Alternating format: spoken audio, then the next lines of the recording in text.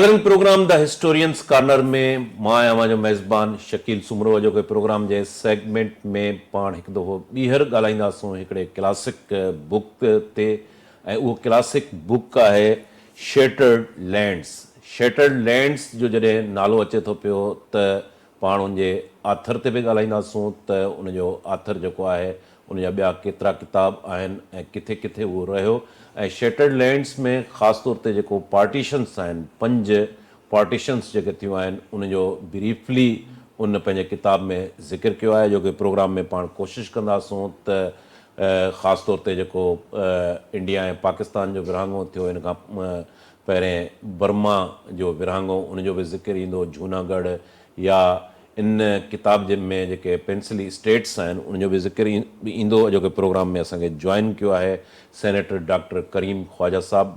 Doctor साहब खे programme में भलीकार चऊं था। डॉक्टर साहब हिन खां पहिरें बि तारीख़ जा जेके मुख़्तलिफ़ प्रोग्राम आहिनि उनजो रिव्यू ऐं एनालिसिस पेश कंदा रहिया आहिनि। ख़ासि तौर ते जेके क्लासिक बुक्स आहिनि डॉक्टर साहब उनजो ब्रीफली एनालिसिस ॾींदा रहिया आहिनि। अॼोके प्रोग्राम में डॉक्टर साहब खे भलीकार चऊं था। डॉक्टर साहब अॼु हिकु दफ़ो ॿीहर हिकिड़ो क्लासिक बुक आहे शेटर्ड लैंड्स। मां चाहींदुसि त शेटर्ड लैंड्स उनजा मुख़्तलिफ़ जेके चैप्टर आहिनि उनजो तव्हां ज़ाहिर आहे त प्रोग्राम में तफ़सीली ज़िक्र कंदव।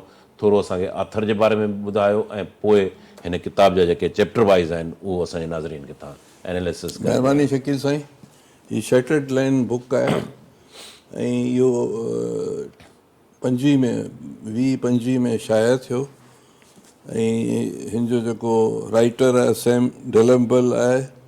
हीअ 1979 में पैदा थियो ऐं हिन जी फर्स्ट किताब आहे ऐं हीअ हिकिड़ो प्रोजेक्ट पिया कई जेके बि माइग्रेशन्स ठहियूं हुयूं पार्टीशन जे करे उन ते हिन जी फिल्म बि ठही आहे ऐं उन चाइल्ड ऑफ एम्पायर नाले सां ऐं लॉस्ट माइग्रेशन इन हवाले सां बि ठही आहे ऐं पंहिंजे दोस्तनि सां गॾु इहा जेको कयो आहे। हिन जो जेको वालिद साहब जो नालो आहे विलियम डलफेल ऐं हिन जी वालदा जो नालो आहे ऑलिव फ्रेसिस। हिन जे पीउ जी बि इलाही मशहूरु किताबूं आहिनि। हिन जी फर्स्ट इहा किताब आहे। फिल्म मेकर बि आहे ऐं हीअ ऑक्सफर्ड में पढ़ियो ऐं पंहिंजो हीअ संस्कृत ऐं पंहिंजो पर्शियन जो माहिर आहे ऐं ट्रैवलर बि आहे सेंट्रल एशिया जो ईरान जो ऐं ॿियनि हंधनि जो ऐं यंग माण्हू आहे ऐं हीअ सुठी हिकिड़ी हाइपोथेसिस थीसिस या रिसर्च आहे। हिन जे वालिद जी बि इलाही मशहूरु किताबूं आहिनि विलियम डेलफेल जूं मसलन वाइट मुगल आहे लास्ट मुगल आहे रिटर्न ऑफ द किंग आहे कोहिनूर आहे अनारकी आहे गोल्डन रोड आहे जंहिंमें पाण में हिकु अॻे प्रोग्राम करे चुका आहियूं अनारकली छा इहो अनारकी एंड अदर थिंग्स ठीकु आहे rise of East India company.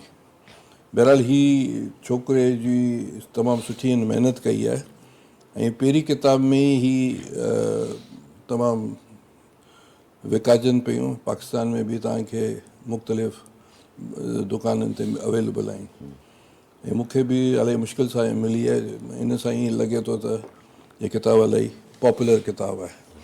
हाणे ही जेको सो हीअ 500 पेज जी किताबु आहे। हीअ चए थो त 5 partition and making of modern Asia 5 partition थिया आहिनि। हीअ चए थो त 100-150 साल या 150 साल पहिरीं ब्रिटिश इंडिया हो ब्रिटिश एम्पायर हो हिन ख़िते में ऐं जंहिंजी पासपोर्ट हलंदी हुई जंहिंजी रेवेन्यू इकठो थींदो हो जंहिंजी ऑफिसिस हुयूं उहे जेके 5 जेके 1941 खां वठी 71 ताईं 5 पार्टीशनूं ठहियूं 5 पार्टीशनूं ठहियूं ऐं उन में India Pakistan Bangladesh Burma Nepal Bhutan Yemen Oman UAE Qatar Bahrain ऐं कुवैत इहे सभु ब्रिटिश इंडिया जा हिसा हुआ ऐं इहे 40-50 सालनि में के वायलेंट थियूं के ईज़ीली थी वियूं ऐं उन जा असरात अञा ताईं हिन ख़िते में हलनि पिया पार्टीशन जा ऐं जेके माइग्रेशन्स थियूं आहिनि ऐं उहो माइग्रेशन्स ऐं वायलेंट ब्रूटलिटी किलिंग्स थियूं आहिनि या जेनोसाइड्स थिया आहिनि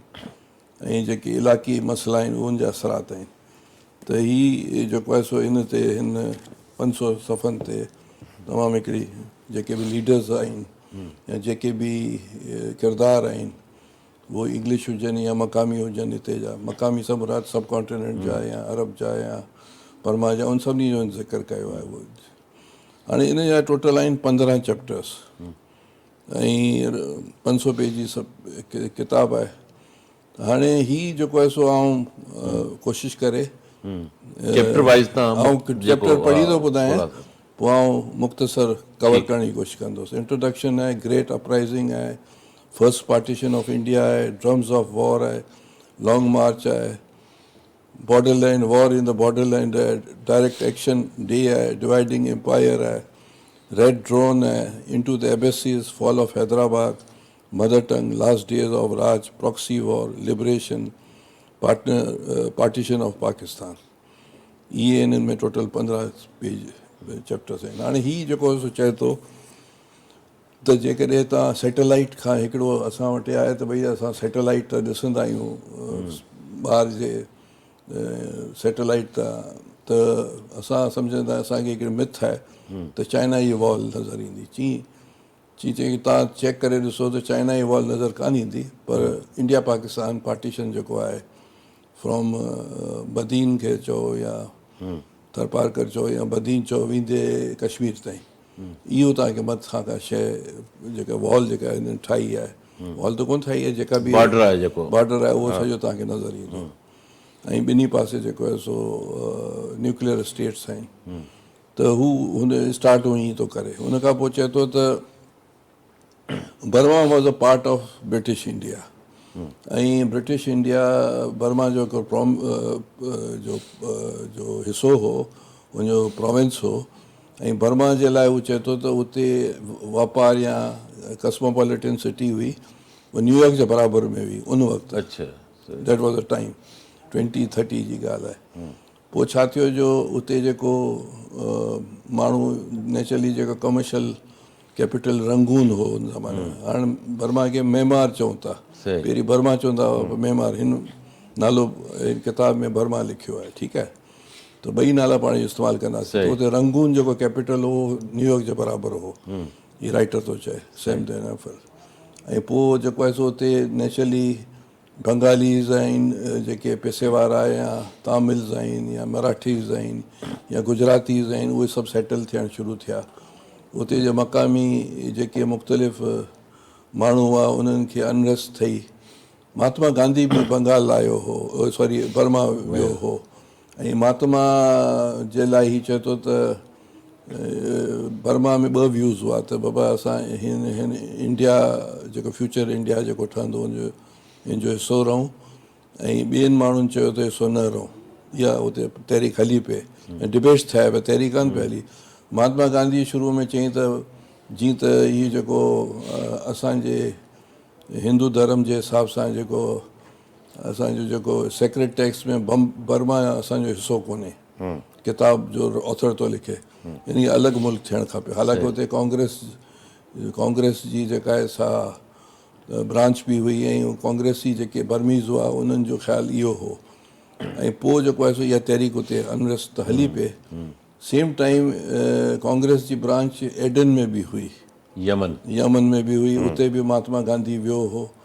ऐं पोइ 37 में अहिड़ो थिया जो साइमन कमीशन जेको आयो, साइमन कमीशन आयो, हुन में हुनजो सॼे ब्रिटिश इंडिया में हुनजो एहतिजाज थियो। साइमन कमीशन बर्मा में बि वियो, पंजाब में बि आयो, राजा लजपत राय जेको कांग्रेसी उहो उते हिननि तशदुद कयो, हुन में उहो एसिनेट थी वियो, जंहिंजे करे वरी भगत सिंह अॻिते पैदा थियो उन पलान लाइ। त चवण जो मतिलबु इहो आहे त साइमन कमीशन बि इहो चयो त ही अलॻि प्रोविंस आहिनि, अलॻि मुल्क थिए।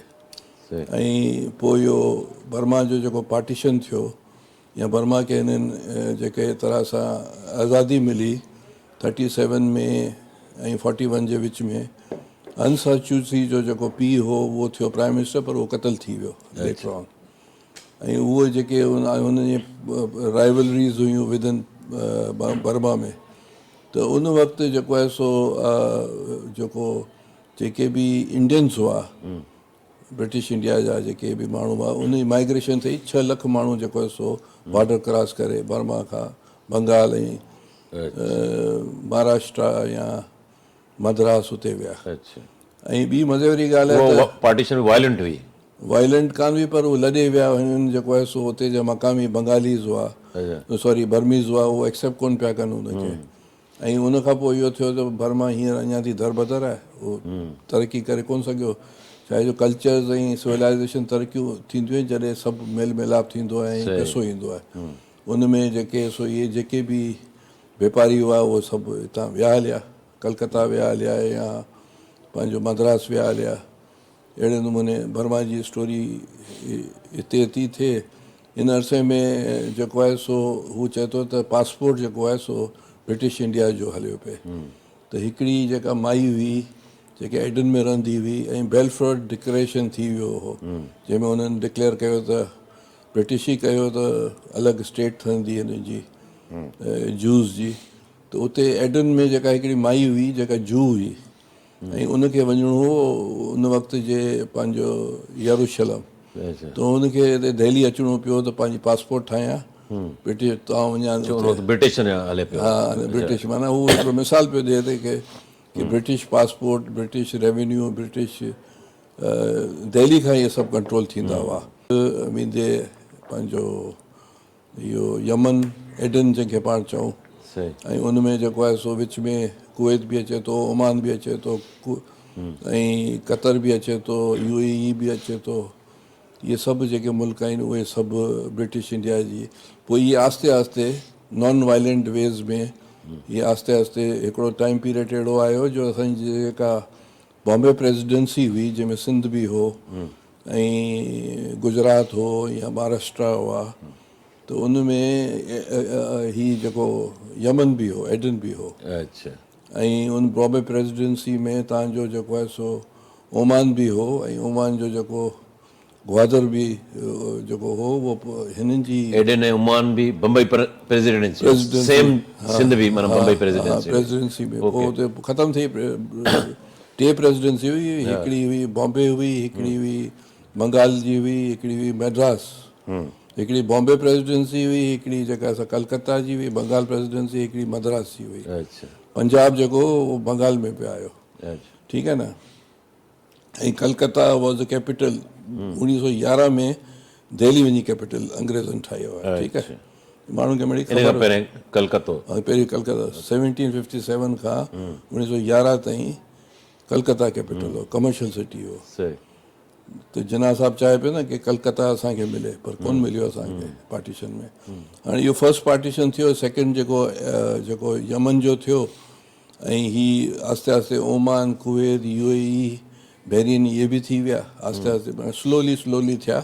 वेंदे 1950-60 ताईं स्लो थींदा विया, पर माना हिते को वायलेंस कान थी, स्लोली। अच्छा, मज़े वारी ॻाल्हि आहे त जॾहिं पोइ जेको पार्टीशन थियो इंडिया पाकिस्तान जो, इंडिया पाकिस्तान जो पॉपुलेशन इन जो सॼो लिखियलु आहे त बेसिकली त 1940 जी जेका करारदाद तहत स्टेट्स हो, माना ऑटोनोमस स्टेट हो। ऐं कैबिनेट मिशन जेको हो उहो जेको आहे सो तक़रीबन कायद अज़म मोहम्मद अली जिन्ना एक्सेप्ट करे चुको हो, पर उन में हिकिड़ी जेका शिक हुई जेका कांग्रेस खे एतिराज़ु हो। हुननि चयो त ठीकु आहे, हीउ कैबिनेट मिशन जेको आयो आहे पंहिंजो 46 में, उनमें हुननि चयो त ठीकु आहे हिकिड़ी लूज़ कॉन्फेडरेशन हूंदी बिटवीन स्टेट्स, माना जेके वेस्ट नॉर्थ ईस्ट ऐं विच वारी। उनमें जेको आहे सो हिननि खे एतिराज़ु थियो त जेको उन ज़माने में हाणे त ख़ैबर पश्तूनख्वा NWFP जेको आहे सो उते कांग्रेस विन करे आई हुई 46 में। उन्हनि चयो इहो बि शामिलु थिए। इन ॻाल्हि ते झगड़ो थियो ऐं कैबिनेट मिशन फेल थी वियो। जेकॾहिं हले हा त फ़ाइदो थिए हा। इहो बि हिकिड़ो तारीख़ी जवाबु आहे, आई डोंट नो वॉट थींदो। पर इहो चयो त जॾहिं विविल जेको हो उन माउंट बैटन खे वायसरॉय कयो, उन विविल खां पहिरीं लिलिथ व्यू हो। लिलिथ व्यू ऐं विविल वारनि जो लाड़ो या उनजी सिंपथीज़ कायद अज़म सां हुयूं। ऐं जेको माउंट बैटन हो उनजो नेहरू सां दोस्ती हुई। नेहरू जेको आहे सॉरी माउंट बेटन जेको आहे सो सेकेंड वर्ल्ड वॉर में बर्मा या सिंगापुर में पोस्टेड हो, त उन वक़्त खां हिननि जी दोस्ती पे हली। ऐं पोइ चवंदा त उहो जो हिन जी घरवारी जा ऐं नेहरू साहब जा सुठी दोस्ती हुयूं, उहो बि लिखियलु आहे हिन किताब में। सही आहे न। हाणे हीउ जेको आहे सो सॼो झगड़ो शुरू इहो थियो जो जेको क्विट ही थर्ड पार्टीशन जो थर्ड पार्टीशन खां पहिरीं जा कुझु हालात बर्मा जो ज़िक्र कयो तव्हां, पोइ एडन वरी पाकिस्तान, ऐं हाणे पाकिस्तान इंडिया खां पहिरीं जा जेके हालात आहिनि, त जॾहिं सेकेंड वर्ल्ड वॉर शुरू थिए त विविल वारनि या अंग्रेज़नि पार्टिसिपेट कयो ऐं कांग्रेस चयो त असांखां सलाह मशवरा कयो। ऐं जेके जेके वज़ारतूं हुयूं उन्हनि जूं 6-7 प्रोविंसिस में, उन्हनि उतां जेको सो रिज़ाइन कयो। 37 जी जेका इलेक्शन जेका थी हुई उन में कांग्रेस खटी हुई ऐं मुस्लमान इहे मुस्लिम लीग खे का वॾी का सपोर्ट बि कान मिली हुई। पोइ हू चए थो त हीउ किताब वारो लिखे थो राइटर त इहे कांग्रेस अगरि वज़ारतूं न छॾे हा, क्विट इंडिया में न वञे हा, उहो जेको गैप मिलियो हुनमें जिन्ना साहब ऐं मुस्लिम लीग खे स्पेस मिली। ऐं जेको 46 इंडियन नेशनल कांग्रेस जे तरफ़ां जेको वज़ारतूं छॾण जे करे हुननि खे स्पेस मिली।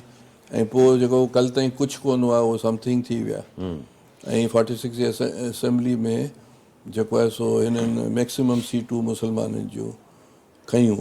उनखां पहिरीं उहो चए थो त जेको सेपरेट इलेक्टोरेट ऐं जॉइंट इलेक्टोरेट ते जहिड़ो हो। ऐं सेपरेट इलेक्टोरेट मीन्स हिंदू अलॻि वोट ॾींदा, मुस्लमान अलॻि ॾींदा, पर हुन में त वरी ॿिन्ही खे गॾु ॾियणो हो। त हिन जो शुरू खां मुस्लिम लीग खे ठाहियो वियो इन करे जो इन चीज़ खे उथारे। त इहे सभु ॻाल्हियूं हिन में लिखे थो। ऐं पोइ हीउ चए थो त हीअ जेको क्विट इंडिया मूवमेंट जे करे हिननि खे लॉस थियो ऐं हुते जेके बि सीटूं हुयूं 80% 85% उहो मुस्लिम लीग खटी। पर हू चए थो पाकिस्तान जेको ठहियो उहो सवाइ बंगाल खे छॾे करे, मुस्लिम लीग बंगाल में, बाक़ी ॿिया जेके बि हिसा हुआ उते ॿियूं पार्टीज़ हुयूं। मुस्लिम लीग या कॉन्सेप्ट ऑफ पाकिस्तान इंडिया जे उन प्रोविंसिस में हो जिते मुस्लिम लीग जी अक्सरियत कान हुई। हिन जो चवण इहो आहे। ठीकु आहे। जेके मिनॉरिटी प्रोविंस हुया मुस्लिम लीग उते हुई, मेजॉरिटी में एतिरी सराई कान हुई। अच्छा, हाणे उन खां पोइ जेको आहे सो इहो पार्टीशन में जिन्ना साहब जो ख़्यालु हो त पंजाब जो पार्टीशन न थिए ऐं बंगाल जो न थिए। बंगाल में हुन हुसैन सईद सरवर्दी खे चयो त बाबा अगरि बंगाल इंडिपेंडेंट थिए ईस्ट ऐं वेस्ट, त असांखे को एतिराज़ु कान्हे। जिन्ना साहब चयो, जंहिं ते सोरवर्दी, हुसैन सईद सोरवर्दी ऐं सुभाष चंद्र बोस त हलाक थी चुको, एसिनेट थी वियो। उन जे बाद सितर चंद्र बोस ऐं ॿिया जेके बंगाली मुस्लमान ऐं हिंदुनि कोशिशि कई, पर कांग्रेस राज़ी कान थी। उन चयो त वेस्ट बंगाल ऐं ईस्ट बंगाल थिए। उते बि क़तलेआम या उते बि जेको आहे सो जॾहिं जेको कैबिनेट मिशन फेल थियो त जिन्ना साहब डायरेक्ट एक्शन डे जो कयो, अनाउंसमेंट कई कि नाउ और नेवर। उन में वरी जेको सो हंगामा थिया। हुसैन सईद सोरवर्दी कलकत्ता जो चीफ मिनिस्टर हो, प्रीमियर चवंदा हुआ उन वक़्त में। ऐं पोइ वरी महात्मा गांधी वारा या ॿिया वञी करे उन्हनि खे सबसाइड कयो। उते वञी मस्तु सबसाइड थियो त वरी पंजाब में जेको आहे सो रावलपिंडी में थियो ऐं उन खां पोइ लाहौर में थियो ऐं उन खां पोइ जेके हिंद को बेल्ट आहे, जेके NWFP हाणे उते बि क़तलेआम थियो। पर इन्हनि इलाही क़तलेआम थियो ऐं उन में जेका पंजाब गवर्नमेंट हुई उन वक़्त जी, उहो रिस्पॉन्ड प्रॉपरली कोन कयो। ऐं पोइ वरी ब्रिटिश जेके हुआ हुक्मरान हुआ, वाइसरॉय हुयो, उहो बि स्लो थी विया हुआ। त उते वरी मास्टर तारा सिंह जेको हो सिखनि जो लीडर पंजाब में, उन्हनि चयो त हाणे असांखे पार्टीशन खपे थी, असांखे सिक्योरिटी कान्हे। हालांकि जिन्ना साहब चयो त तईं असां सां गॾु रहो, पर हू हुननि जवाबु ॾेई छॾियो। मास्टर तारा सिंह जेको हिननि जो हो, त पोइ वरी जेको आहे सो तव्हांखे ख़बर आहे यूनियनिस्ट पार्टी हुई। पोइ वरी पंजाब जो ॿिनि हिसनि में थियो, जंहिंमें असांखे मिलियो जेको आहे सो 52%, हुननि खे 47 या 43% मिलियो। बंगाल जो बि थियो। प्रिंसली स्टेट्स जेके सो जेको ब्रिटिश इंडिया जी जेका हुई उहो 40% प्रिंसली स्टेट्स हुई ऐं 23% पॉपुलेशन हुई। ऐं जॾहिं ब्रिटिश वॉर में वियो, सेकेंड वर्ल्ड वॉर में, उन वक़्तु हुनजी रिक्रूटमेंट्स हुई 3 लख 4 लख जे बराबरि, 3,75,000। जॾहिं सेकेंड वर्ल्ड वॉर ख़तमु थिए, फर्स्ट वर्ल्ड वॉर जी ॻाल्हि न, सेकेंड वर्ल्ड वॉर, तॾहिं हिन जी रिक्रूटमेंट लॻभॻि 25 लख माण्हू हिन रिक्रूट कया, जंहिंमें हिन किताब जे हिसाब सां 50 मां वधि में वधि रिक्रूटमेंट ठही हुई। त हाणे जॾहिं इहा वॉर जॾहिं ख़तमु थिए त जेके बि माण्हू आया पिए, ॿियो त सुभाष चंद्र बोस जेका हलाई हुई तहरीक इंडियन नेशनल आर्मी, जेका विढ़ी वञी करे जापानियुनि सां गॾु, जापान, जर्मनी, जापान बि जेको आहे 20% ऑफ द ऑक्यूपाई वर्ल्ड ऐं पॉपुलेशन सेकेंड वर्ल्ड में कॉन्कर कयो। त उन खां पोइ जॾहिं ही जेके सभु चीज़ूं मिक्सअप थी वियूं ऐं बर्मा हिननि वरी जेको सो जापान वारनि कॉन्कर करे छॾियो ऐं कलकत्ता ताईं वधनि पिया, त वरी सुभाष चंद्र बोस जो एक्सीडेंट थी वेंदो आहे प्लेन में, ऐं उन खां पोइ जेको आहे सो हीउ जेको एटम बम किरंदो आहे, त इहो जेको आहे सो टर्निंग पॉइंट हूंदो आहे। हिरोशिमा ऐं नागासाकी वारे हा, त जापान वारा त सिंगापुर ऐं हीअ सॼी एरिया जंहिंखे पाण वरी चऊं त हिते बि तहरीकूं पोइ शुरू थी वियूं। पंहिंजो सिकारनो वाली हलाई हिते तहरीक, ऐं वियतनाम में होचिमिन हलाई, माओज़ेतुंग वारनि जेको आहे सो हुते हलाई, चाइना में लाओस, कंबोडिया, इहे सभु इलाइक़ा जेके सो जापान जे अंडर में आया हुआ। मलेशिया थाईलैंड ते पोइ ठहिया आहिनि, त इहे सभु जेके सो जापान जे कब्ज़े में हुआ। पोइ उन खां पोइ जेको आहे सो ब्रिटिश वरी आया, वरी फ्रेंच आया रीऑक्यूपाए करणु, पर उते तहरीकूं एतिरियूं हलियूं पए जो हिननि खे आज़ादी ॾियणी पई। ऐं हिते जेको सो हिते इंडिया पाकिस्तान जेके सब कॉन्टिनेंट चऊं, हिते बि फिनेंशियल हालात ख़राबु थी विया हुआ। ऐं हीअ जेको तकड़ में जेको हिननि पार्टीशन कयो, जंहिंजे करे मास माइग्रेशन बि थी ऐं क़त्लेआम बि थियो।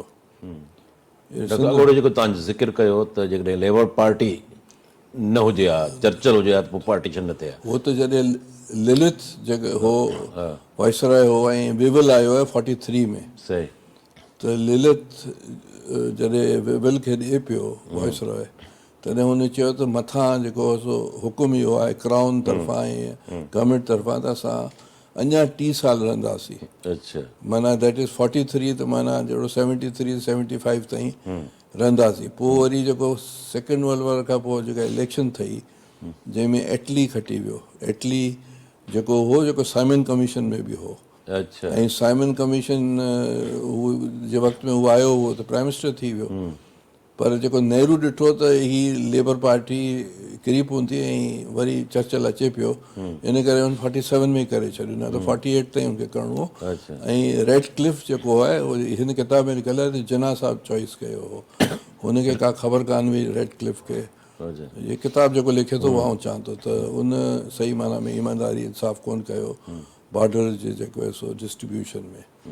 ऐं इन करे क़त्लेआम बि थियो ॿिन्ही पासे, बंगाल में बि उन वक़्तु पार्टीशन में बि थियो, ऐं पंजाब में बि थियो। ऐं जेको प्रिंसली स्टेट्स जहिड़े नमूने हुयूं, त इहा सरदार वल्लभ भाई पटेल जॾहिं 46 में जेका वज़ारतूं ठहियूं, जंहिंमें नेहरू प्राइम मिनिस्टर थियो मुतहिदा हिंदुस्तान जो, जंहिंमें लियाकत अली खान फाइनेंस मिनिस्टर थियो, त उन वक़्तु जेको होम मिनिस्ट्री मिली हुई सरदार वल्लभ भाई पटेल खे। इंटेलिजेंस इदारा सभु हुनजे हथ में अची विया हुआ, ऐं उन जेको आहे सो मैनिपुलेट बि कयो। ऐं हीअ जेके बि हुननि चयो त हीअ 580 जेको सो बास्केट में एप्पल्स आहिनि, इहे सभु एप्पल असीं खणंदासीं, वल्लभ भाई पटेल जो। ऐं नेहरू वारनि चयो। ऐं वल्लभ भाई पटेल जेको आहे सो किथे शराबत सां, किथे दाबे सां, किथे प्रेशर सां इहे प्रिंसली स्टेट सभु हिननि मिलाए छॾिया। ऐं लॻे इहो थो त जिना साहब जी जेको सो बावलपुर ऐं खैरपुर प्रिंसली स्टेट खे शामिलु कई। ही जेके ॿिया मूं जेके नाला वरिता, जंहिंमें बीकानेर, जोधपुर, जैसलमेर, जयपुर, इहे इन्हनि सां उदयपुर, इन्हनि सां उहे राज़ी थिया, वरी फिरी विया, एसेंट उन्हनि कयो।